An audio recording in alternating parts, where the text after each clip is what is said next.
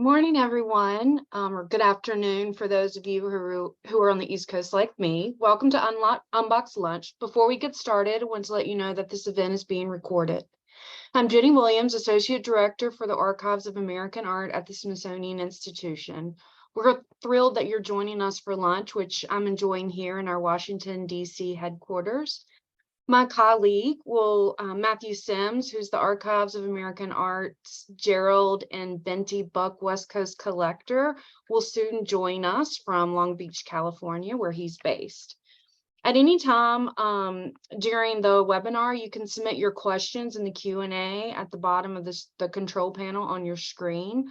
Closed captioning is also available. You can access that by clicking the CC button on the right side. I now want to welcome my colleague, Matthew. Hey, Matthew.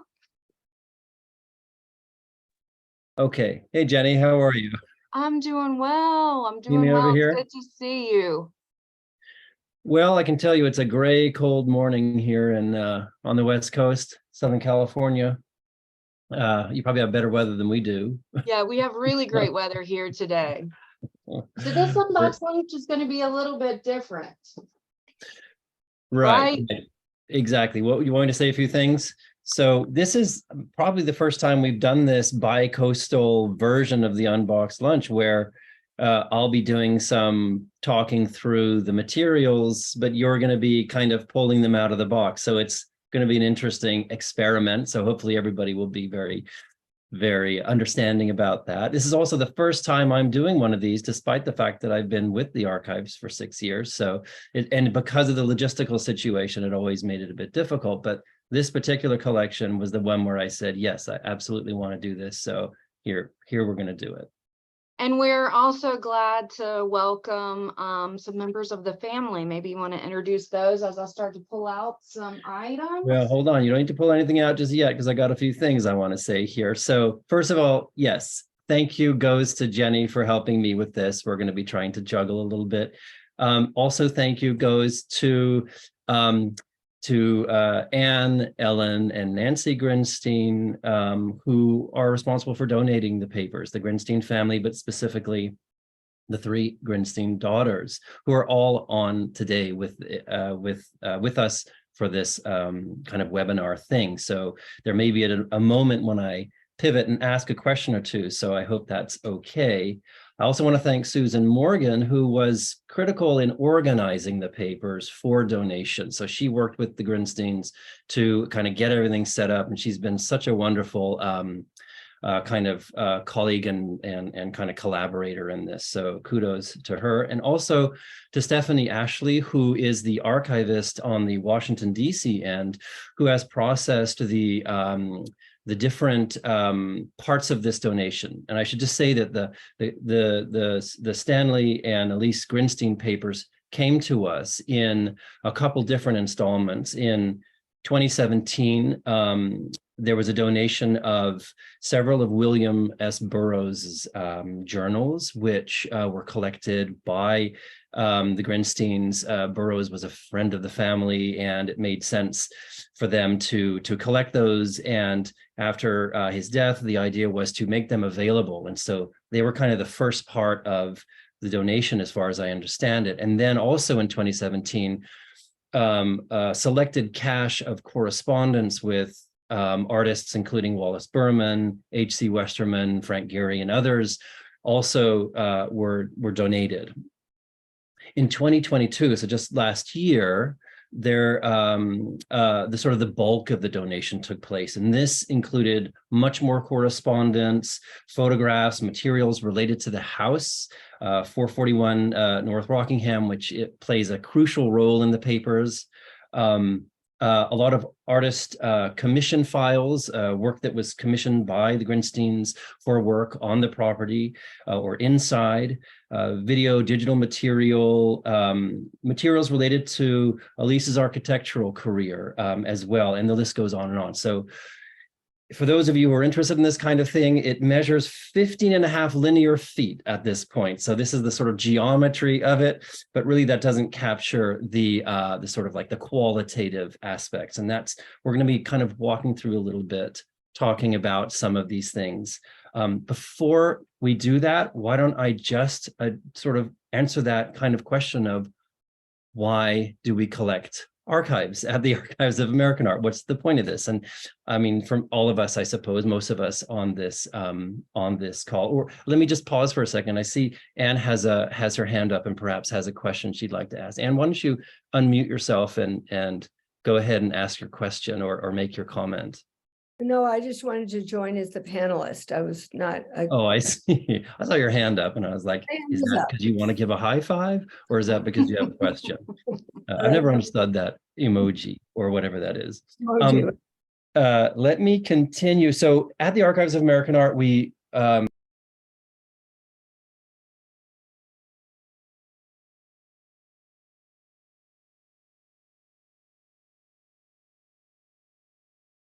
Matthew, you went on mute, so if you would just click unmute. Perfect. So have you not heard the last thing I just said? No, we have not. I'm just going to say a couple things then. I don't want to take too much time doing this, but I wanted to say a little bit about our mission at the archives, and that's that we collect, preserve, and make available the papers of American artists, gallerists, critics, organizations, and so on. We also have a robust oral history program where we record the voices of these people to sort of gather their stories. And as our director, Anne Helmreich, likes to say, we are the storytellers of American art. And in a way, we also provide the materials for the telling of the story. And that story, of course, is very complex, diverse, and we see ourselves as, you know, kind of we are the most extensive archive of our kind, and we are committed to this culture of access. So in terms of culture of access, what I mean is that archives, when they come to us, they don't just go into a vault and sit there. They don't molder and disappear. Our archives are in perpetual motion. They're constantly being pulled out for researchers to consult. They are elements of them are being lent for exhibitions. We digitize archives. Some are fully digitized, others not yet. But even if one wanted to say, let's have a piece of an archive that wasn't digitized yet, one could do digitization on demand. So we're very committed to making these archives available. And we understand the importance of the commitment we make when we have papers donated to us. We also have opportunities for synergies with other Smithsonian units and outside the Smithsonian as well. So we see ourselves as a good place, you know, for this. And the Grinstein papers are perfect because they come into a context where, in a way, you know, we were waiting for them. And we've got the Lichtenstein papers, for instance. The Lichtenstein, Roy Lichtenstein was obviously a friend of the Grinsteins, worked with them at Gemini, which we'll talk about in a minute. Also other papers of West Coast artists like Laddie Dill, Billy Al Bankson, and so on, friends of the Grinsteins.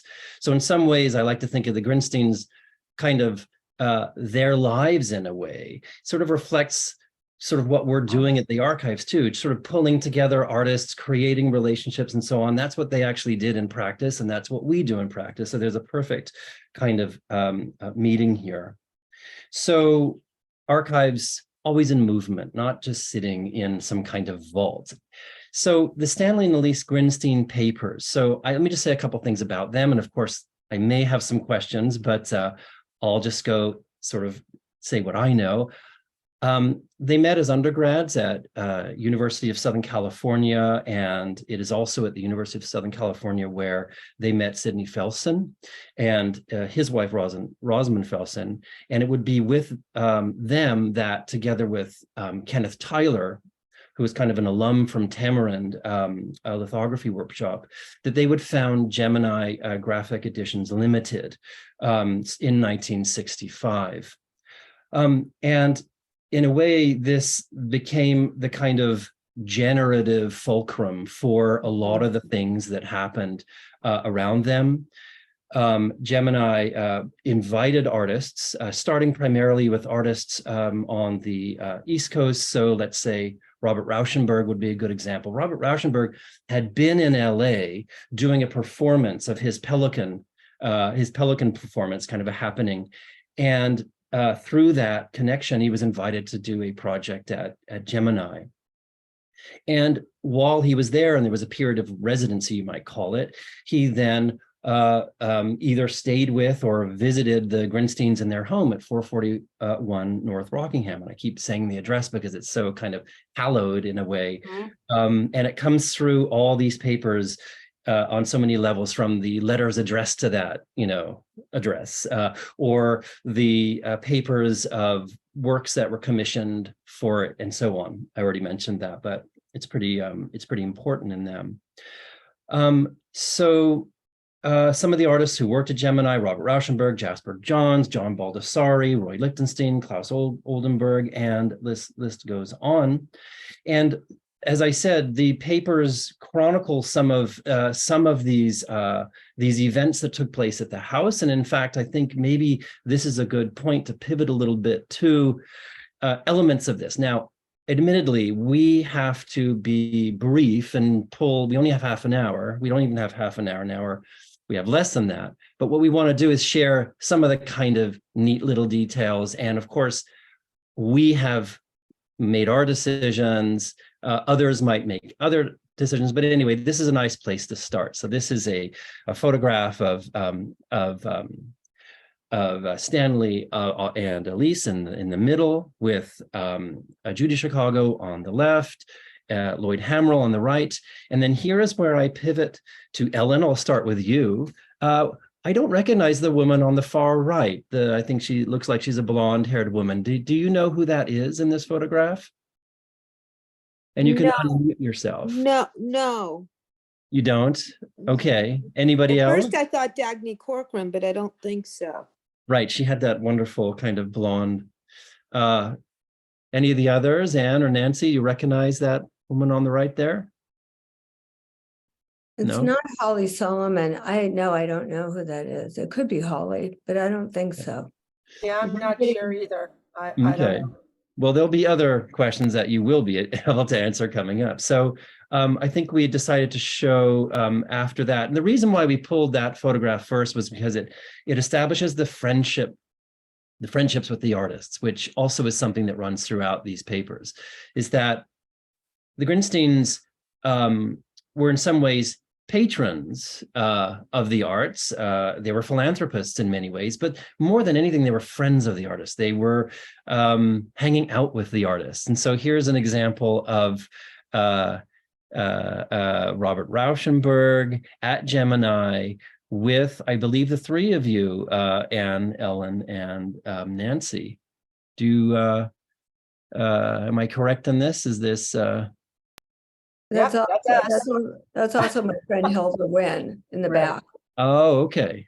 Right. Yeah, in the dark sweater.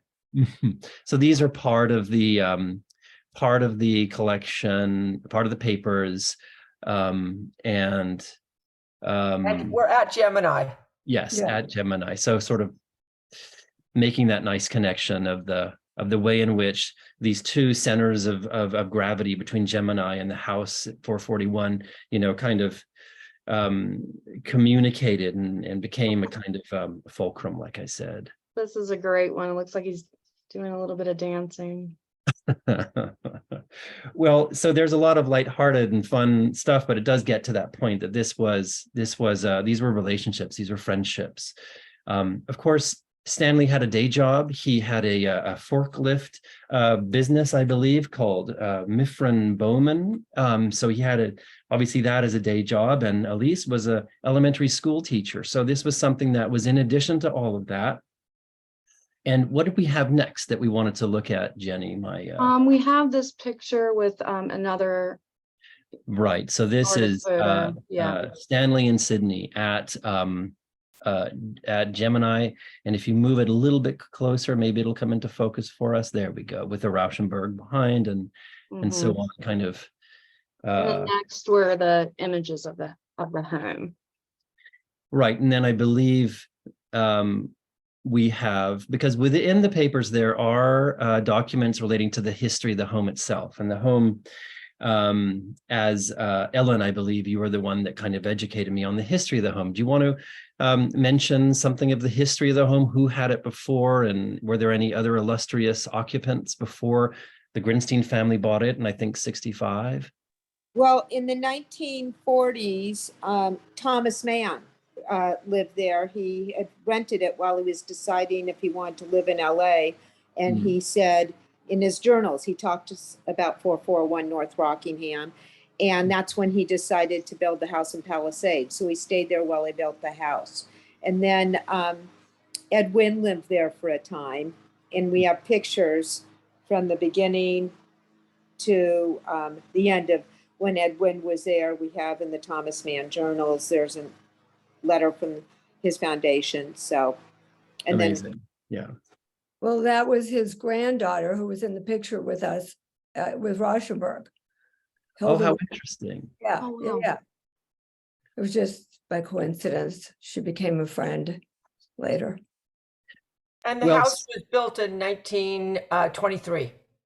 1923. Okay, wonderful. Well, so the house has a kind of presence, and this is something I mentioned to Ellen one time when I was over there. I said, I think I made that comment. I said, is it like The Shining, where the place, the sort of the house has a kind of personality? And I think you comment, you said, oh yeah, absolutely. That parallel was made all the time. Of course, a positive energy, not a negative one, like in The Shining. Let's look at now, what I wanted to do is to share more, I think some more photographs at this point of kind of examples of this easy sort of sense of relationship taking place between the artists and the Grinsteins and so on. So these are the photographs from the party that was thrown for Klaus Oldenburg and his wife Patty while he was at Gemini, as I understand it. Please correct me if I'm wrong. In, I believe, 1969, working on. Now, hold on a sec. We're not ready for that one yet. That one's coming up. Let's stick with that one now. Okay. And does one of you want to describe why there's a car there and there's toilet paper on it?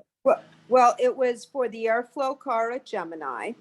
And that's Suzanne Felsen in the green dress and Ellen Hinder, who passed away, who was Rosamund Felsen and Sidney's daughter. She was Rosamund's daughter and Sidney's stepdaughter. And Ellen and Susie and I decided it would be fun to TP Claus's car. They brought the airflow, the real one, to sit in the front yard as he was doing the airflow at Gemini. And so we TP'd the car, and there's a video of us blindfolding him and taking him out there. And that sorry to interrupt you. And that video is part of the donation. Is part of the archives, yeah. yes. Yeah.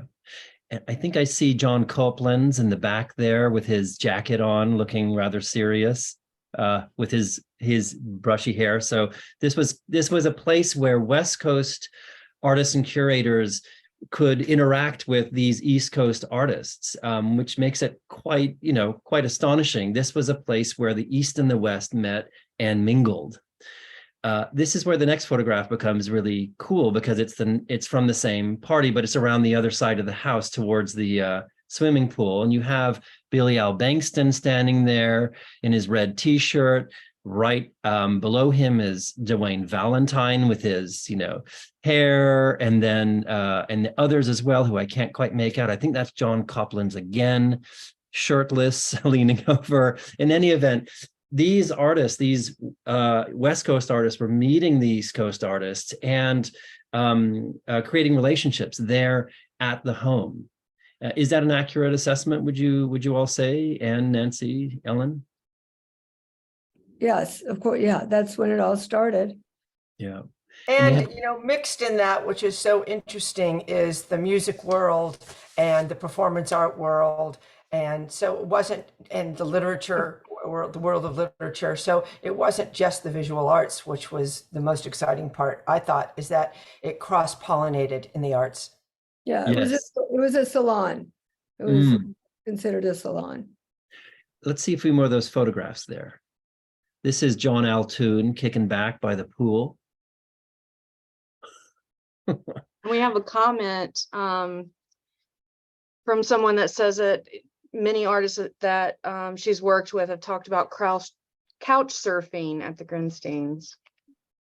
So there's some more of these with the car. Right. A lot of the car. So this is this was in front of the house then, as I understand it. Do you want to, Klaus I think- Oldenburg. yes, I think next, did we pull some photographs from another, was it Carl Andre next, I believe? Yes, that's who's next. See, Jenny has to be very careful. Everything is nicely organized. This is the work that Stephanie did for us. She organized all the papers, and she's been the one that's organized the entire donation. She's created finding aids. So she, in a way, knows the papers the best, and she helped us set up this event. Okay, so we do have some pictures of Andre. We're curious about who's with him. Right. So here we have Carl Andre couch surfing, it looks like. And who's that with him? It's either Anne or Nancy. Yeah. It's either one of us. I can't tell if it's me or Anne.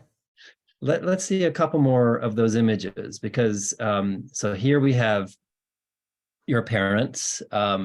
Is this, what room in the house is this? That's in the big room. It used to be have windows outside, then it turned into a gallery. And that's when he installed the bricks that they bought. And my Mhm. parents did a big party for him, and he said it was the best time in LA he's ever had. That Yeah. was- He's actually installing the bricks, yeah. And can you see behind him? So put one, yeah, thank you, Jenny. Can you see behind him the Larry Bell Yeah. cube up on the? Yeah. So this is this East Coast, West Coast, literally in this picture, this kind And- of, Also, Uh, you have a picture of it somewhere on the documentation for the bricks. He mm. wrote a note to my dad saying, Stanley, just always remember, this is just a pile of bricks. Well, there's one more picture that shows one of you stepping on the bricks. Is that picture available there? Yes. Whoops, that's So not that's it. him. And you have to forgive Yes. us. We're nerds for this kind of thing. We love know. sort of just this archival stuff. So somebody is standing on the bricks there, which I think is what he wanted. He wanted them to be very much, It doesn't look like one of us. mm, No, I don't think it was one of us. No. okay. Well, then I think I wouldn't next, let us do that. I'm trying to remember, we came up with a little run of show here. I think next it would be Richard Serra, right? We had, now do you want to set that, who wants to cue that up? The Richard Serra, the logs in the yard.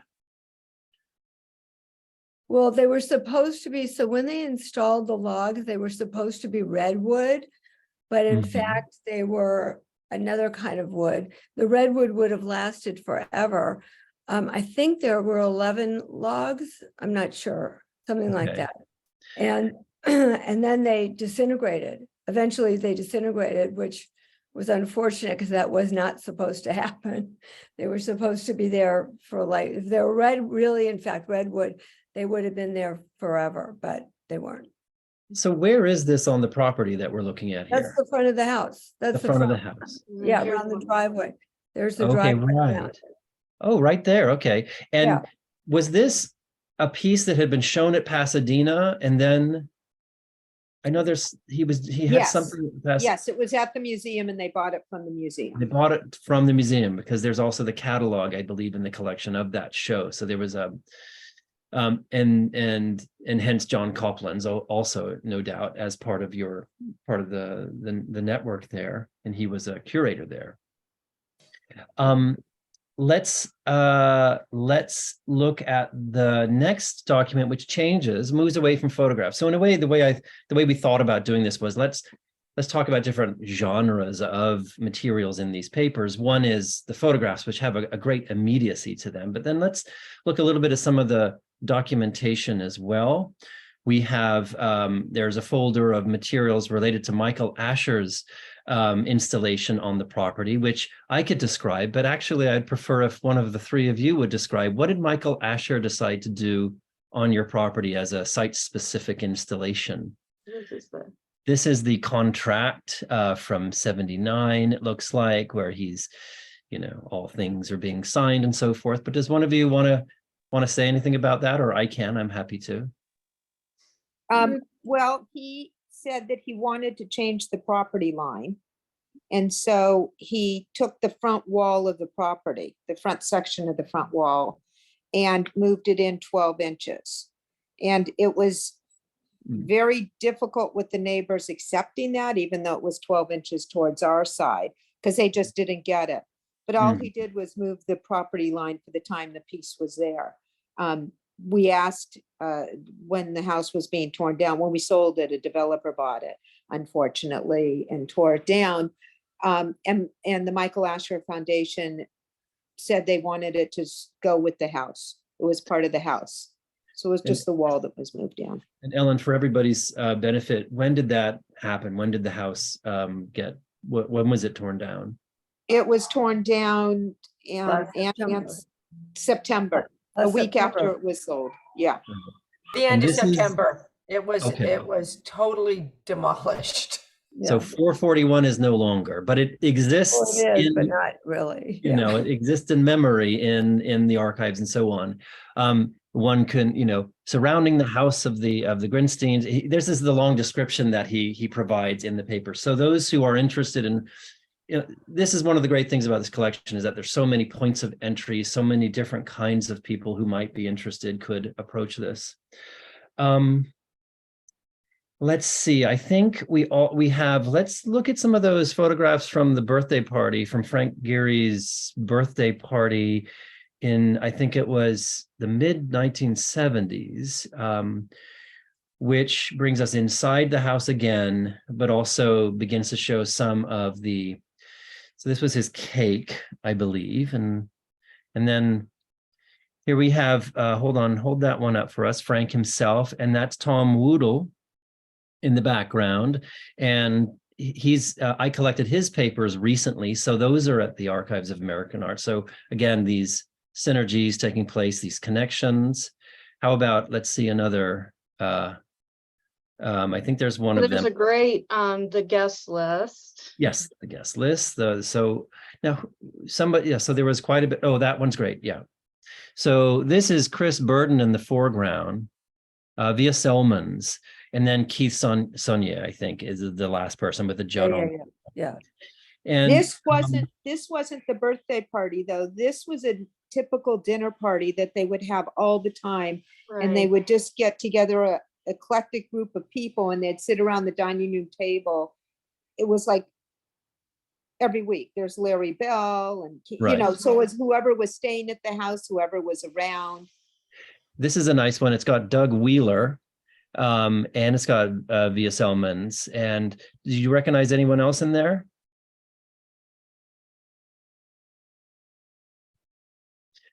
Well, speaking of, That looks like Larry Bell's wife behind Doug Wheeler. oh, I see. Right. Yeah, That's Jan. Jan, exactly. Well, we have actually also, do you want, how about that Selman's postcard with the poem? You know what I'm talking about? Yes, I do. I know you love this one the best. I love this one. You know, I've written a little blurb the to go in front. our journal, the Archives of American Art Journal, and I quote this in there, and it's about the papers. So that'll be happening. Let's get that in focus. Almost, not quite. There we go. You got it. Dear S&E, roses are red, violets are blue. In all my dreaming, I will include you. Love, Via. Sort of typical of the kinds of little personal notes she writes. And There are several. another one here, yes, a longer kind of thing. A lot of very personal comments I and love the yes, the from Bruegel. Vienna. Right. So there are, you know, lots and lots of correspondence, which again speak to the personal relationships, the friendships that existed. Philip Glass, I think there was a postcard from him we wanted to highlight. There Again, are, yes. this is just This like might a tiny bit. unfortunately be our last one. Because we are Yes. running low on time, but yes, from Philip. And there's a photo as well of the two of them. Right, and this is while he was in Brazil, and he was there with the director who made Keanu Scotzi, the film that he composed the music for, Godfrey Reggio. And he writes to them and he says, I love it here, have just come back from the jungle. And it goes on, and then he talks about Powanascotsi, and then he talks about the new world is here. And then he writes in Portuguese.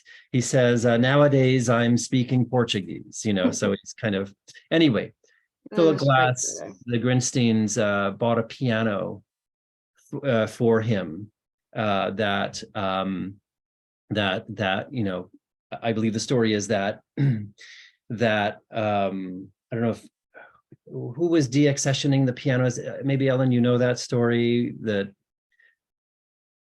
it was I think it was a LA Philharmonic, and right. My dad said to Philip, "How can you tell a good piano?" He goes, "Have someone play it."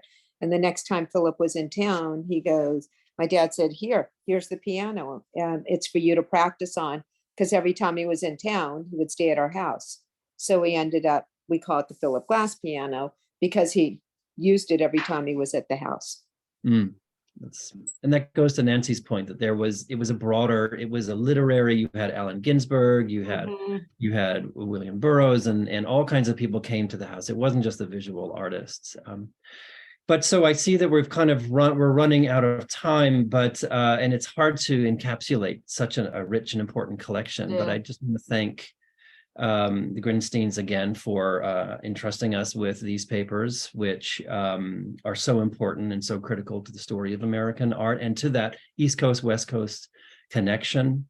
And Jenny, also, thank you for having. Well, thank you for doing this, and thank you for everyone for bearing with us as we experiment this new way of doing Unboxed Lunch. And just to echo what he said, very thankful to the Grinsteins. I was fortunate to meet Ellen and Anne. I'm also a member of 3 sisters. So thank you so much for sharing these papers with us. And again, thank you, Matthew, excuse me. And I hope everyone has a wonderful Memorial Day. All right. Thank you. Take care. Thank Bye. you. Thank you so much.